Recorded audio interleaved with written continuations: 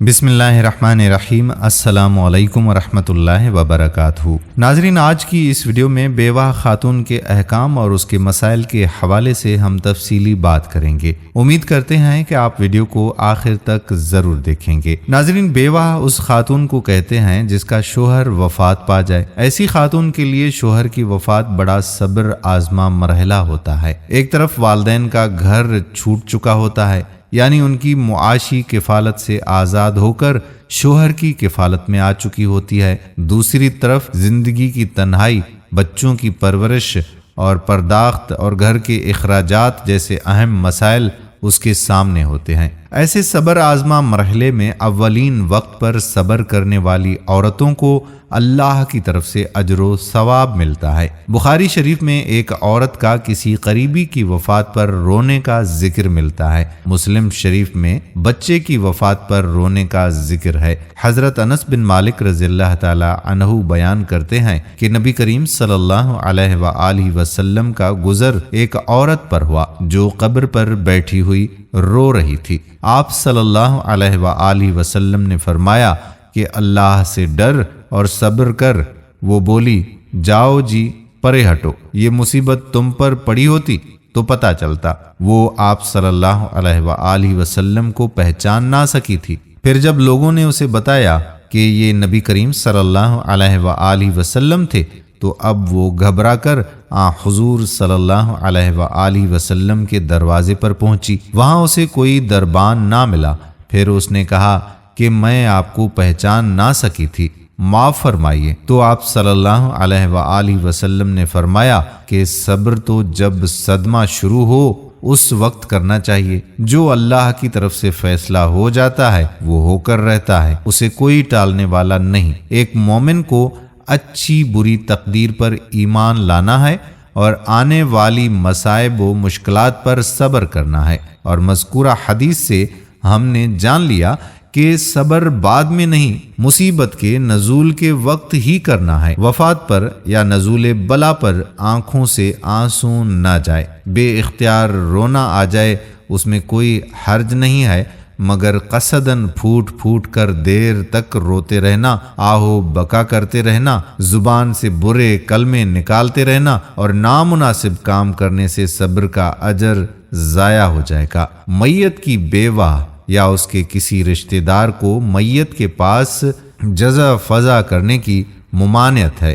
وہاں چیخنے چلانے کی بجائے میت کے حق میں دعائے خیر کرنا چاہیے۔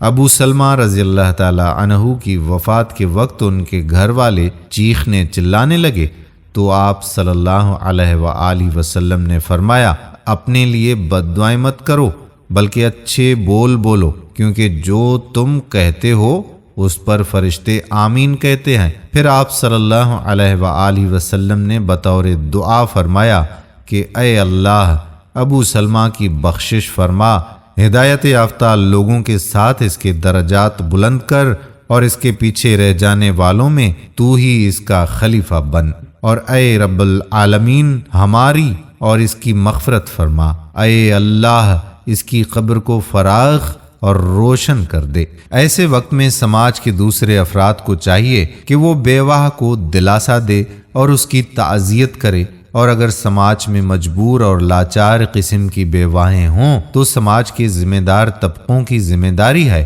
کہ ان کی خبر گیری کرے اور ان کے ماتحتوں کی تعلیم اور تربیت کا انتظام کرے۔ اب ہم بیوہ خاتون کے احکام و مسائل بیان کرنے جا رہے ہیں تاکہ ہمیں اس سلسلے میں اسلام کی رہنمائی سے آگاہی مل سکے۔ اسے ہم چند مسائل کے تحت ذکر کریں گے۔ پہلا مسئلہ، بیوہ کا پہلا مسئلہ عدت سے متعلق ہے اور اس میں چند امور قابل ذکر ہیں۔ نمبر 1، شوہر کے انتقال پر بیوہ کو عدت کے طور پر 4 مہینے اور 10 دن گزارنے ہیں۔ اللہ کا فرمان ہے، اور تم میں سے جو لوگ فوت ہو جائیں اور بیویاں چھوڑ جائیں وہ عورتیں اپنے آپ کو 4 مہینے اور 10 دن عدت میں رکھیں۔ یہ عدت 4 مہینے 10 دن 130 دن تقریباً ان تمام بیوہ عورتوں کی ہے جو بڑی عمر کی ہو یا چھوٹی عمر کی، خواہ حیض والی ہو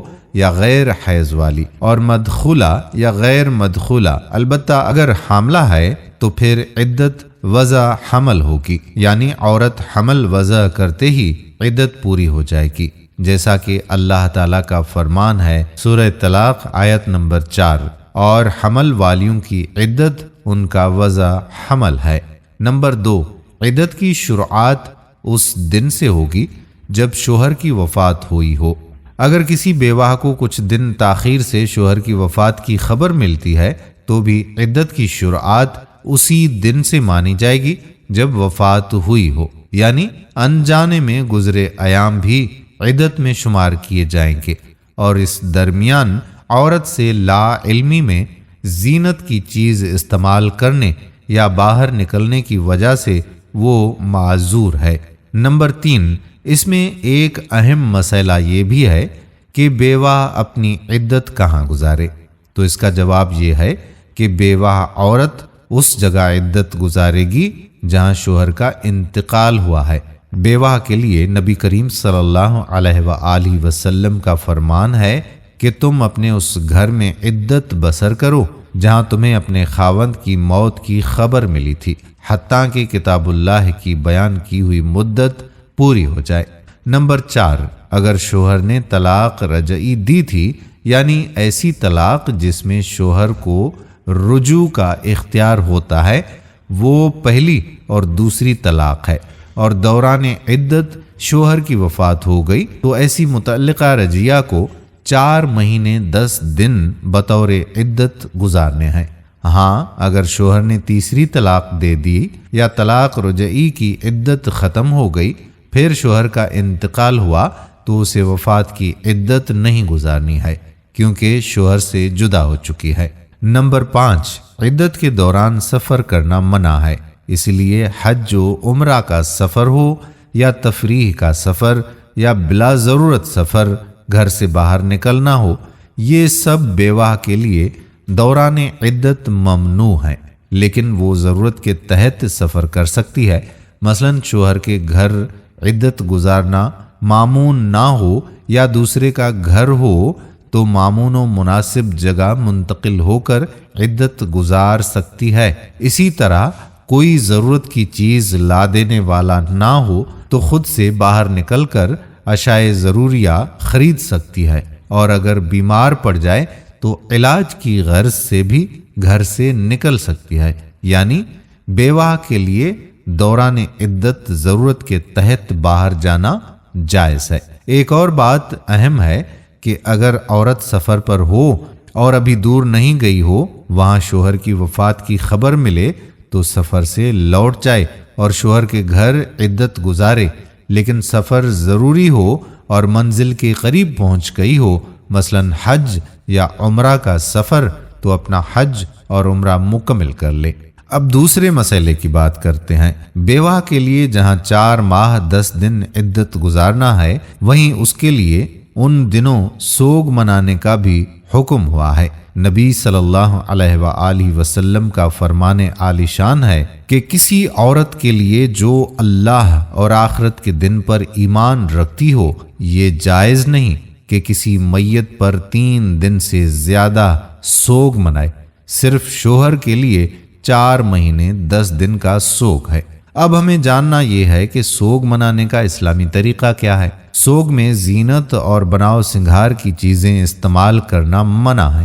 خوشبو اور سرمے سے بھی پرہیز کرنا ہے، جیسا کہ ام عطیہ رضی اللہ تعالی عنہا نبی صلی اللہ علیہ وآلہ وسلم سے روایت کرتی ہیں کہ ہمیں کسی میت پر 3 دن سے زیادہ سوگ کرنے سے منع کیا جاتا تھا، لیکن شوہر کی موت پر 4 مہینے 10 دن کے سوگ کا حکم تھا۔ ان دنوں میں ہم نہ سرما لگاتی نہ خوشبو اور عصب، یمن کی بنی ہوئی ایک چادر جو رنگین بھی ہوتی ہے، عصب اس کو کہتے ہیں، اس کے علاوہ کوئی رنگین کپڑا ہم استعمال نہیں کرتی تھیں، اور ہمیں عدت کے دنوں میں حیض کے غسل کے بعد کست اظفار استعمال کرنے کی اجازت تھی، اور ہمیں جنازے کے پیچھے چلنے سے منع کیا جاتا تھا۔ اس حدیث کی روشنی میں بیوہ عدت کے دوران رنگین اور چمکدار کپڑے ریشمی اور زعفرانی لباس، زینت کی چیزیں مثلاً کان کی بالی، ناک کا نگ، پازیب، کنگن، ہار، انگوٹھی، چوڑیاں، کریم، پاؤڈر، خوشبودار تیل، عطر، سرما، مہندی وغیرہ استعمال نہیں کرے گی۔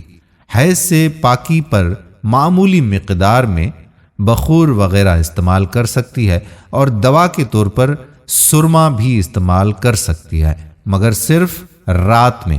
خلاصہ یہ کہ سوگ میں عورت پر غم کے آثار ظاہر ہوں، اس وجہ سے زینت کی چیزیں استعمال کرنا منع ہے۔ سفید کپڑا ہی بیواہ کی علامت نہیں ہے، کوئی بھی عام سادہ کپڑا جو خوبصورت نہ ہو پہن سکتی ہے، اور ضرورت کی چیزیں انجام دینے مثلاً کھانا پکانا، پانی بھرنا، جھاڑو دینا، غسل کرنا، کپڑا صاف کرنے، بات چیت کرنے اور گھریلو امور انجام دینے میں کوئی حرج نہیں ہے، یہاں تک کہ اگر کوئی ملازمت ہو اور چھٹی کی کوئی گنجائش نہ ہو تو بناؤ سنگھار سے بچتے ہوئے ملازمت بھی کر سکتی ہے، کیونکہ یہ ضرورت میں داخل ہے۔ بلا ضرورت بات چیت، ہنسی مذاق، گھر سے نکل کر کام کرنا، ٹیلی ویژن، ریڈیو، اخباروں اور موبائل کا بلا ضرورت استعمال کرنا یعنی وقت گزاری کے لیے منع ہے۔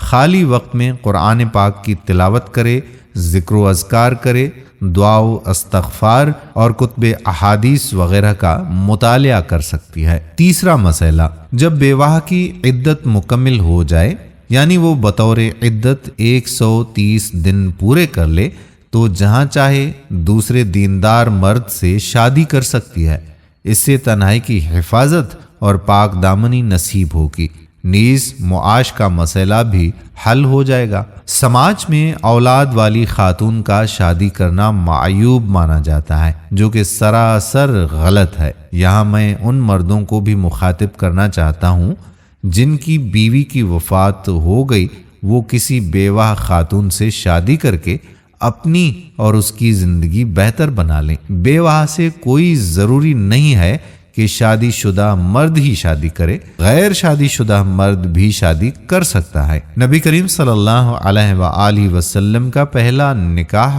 حضرت خدیجہ رضی اللہ تعالی عنہا سے ہوا تھا۔ آپ صلی اللہ علیہ وآلہ وسلم غیر شادی شدہ اور حضرت خدیجہ رضی اللہ تعالی عنہا بیوہ تھیں۔ ان کے علاوہ کئی بیوہ خاتون سے آپ صلی اللہ علیہ وآلہ وسلم نے نکاح فرمایا۔ یہاں یہ خیال رہے کہ دوسری شادی عدت کے بعد ہی ہوگی۔